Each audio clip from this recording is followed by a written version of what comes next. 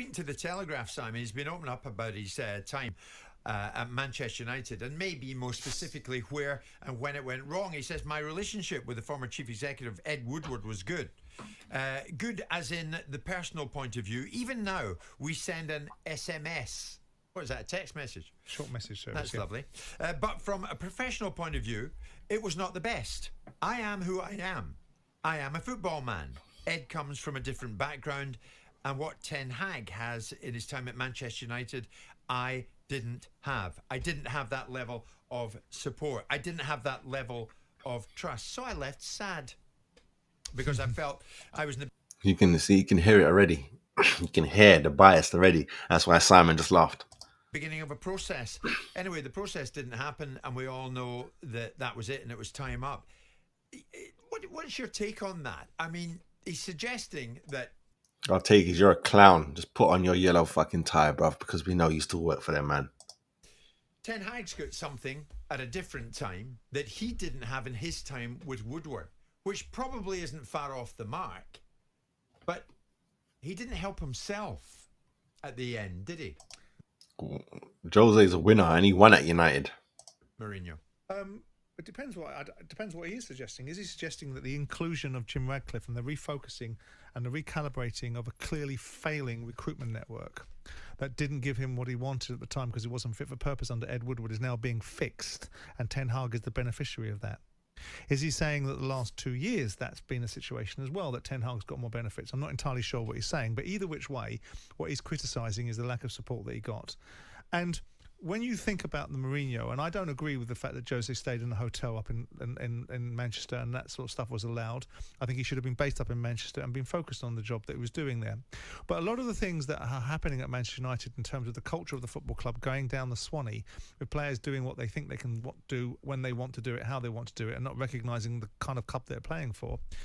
I think you can look back on Mourinho's time and say, well, his battles with Pogba, and some of the achievements he got with Manchester United in terms of winning a league, I think the League Cup and winning a UEFA Cup and finishing second in the league.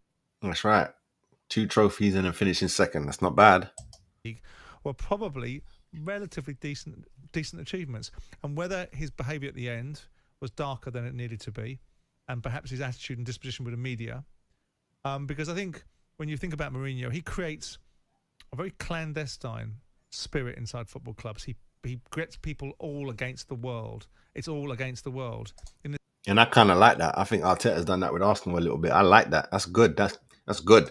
This conversation I had with John Terry the other day, it came evident to me that Mourinho's attitude with the Chelsea boys was, we're all together and everyone's against us. And that creates a certain outlook in the media that think of him in a certain way. And Jose can be divisive. And ultimately... he can also be very good at what he does. I still maintain the view that he's one of the greatest managers we've ever seen. I think he was a revelation when he came in 2004. I think he's done more things right than he's done wrong. But he will divide opinion because he's controversial. And he doesn't pull his punches, and he can be badly behaved in certain circumstances, as we've all seen. There's no point defending it. I don't think poking one of the other bench in the eye in the El Clasico is elegant management. No. I don't think... Facts. It was ridiculous. Some of the things that he said is elegant management. I think some of the things he said are also equally as brilliant. I think him calling Arsene... I knew he was going to go to it. How is that brilliant? Wenger, a specialist in failure, is pretty bloody clever. Yeah, but when the upshot at Roma, when he's screaming at Anthony Taylor in the car park... Here comes Jim's bias. Yeah, but that's because it's in a European final. We don't know how much, neither do you and neither do I, how many times altercations happens between referees, and the media took it and the media reported it and it got elevated, right? Because otherwise, and I know you're going to say that if he didn't do it, the media couldn't report it, and of course I understand that.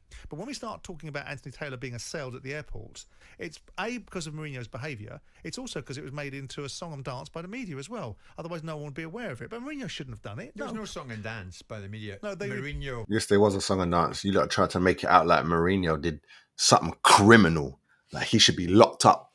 All he did was go behind the ref and started cussing him out. You're allowed to say your opinion, innit?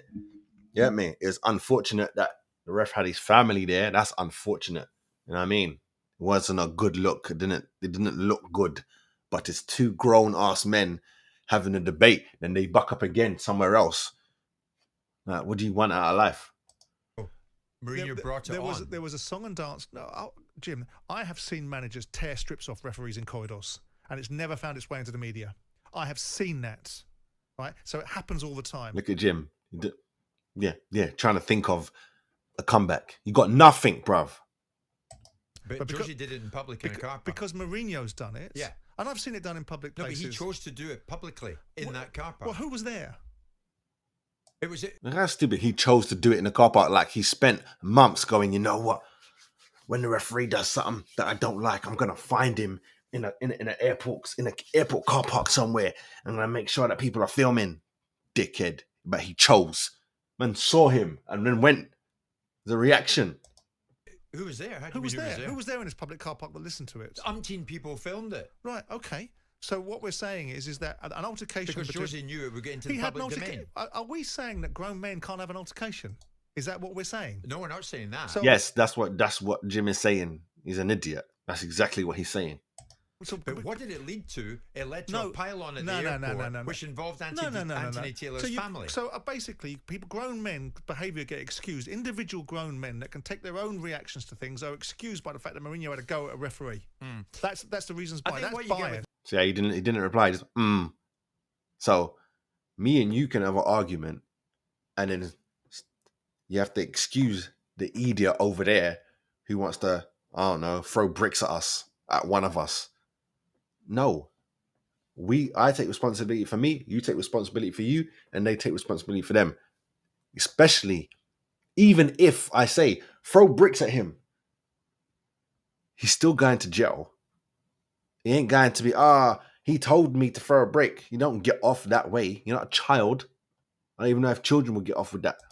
Mourinho is that ultimately he will crash and burn, as he did at Roma. Post-Manchester United. It depends what you think crashing and burn looks like. When he created the siege mentality there as well. Yeah, but I think you're biased. I think you don't like Mourinho. I think you've got contempt towards his behaviour, and I think you don't give a... And I think his behaviour at times is absolutely ridiculous. But I think... As is Jim's. I'm going to stop it there because this video is long. It's 11 minutes long, but I'm going to stop it there. I want to know what you guys think. Do you think Jim is hating? I think he's hating, personally. You get me? He's a wind-up merchant, you know what I mean? And he's just not good at it. Because I'd say if you watch like Andy Goldstein, wind-up merchant, but you can tell he's doing it on purpose, winding you up, having fun. He's having a joke. He doesn't mean what he's saying. Jim believes what he's saying, and Jim is a whole clown, my brother, a whole clown. So that aside, yeah, but I think Jose was right about United. I think all the managers could say the same thing. All of them. Van der Gaal, the one before Ten Hag, can't remember his name. I think he's gone upstairs now. Solskjaer, all them, man. United's been... So now that Jim is fixing stuff, everything would have been better with all those managers. I'm surprised they haven't come out. They must be busy, and Jose ain't busy right now.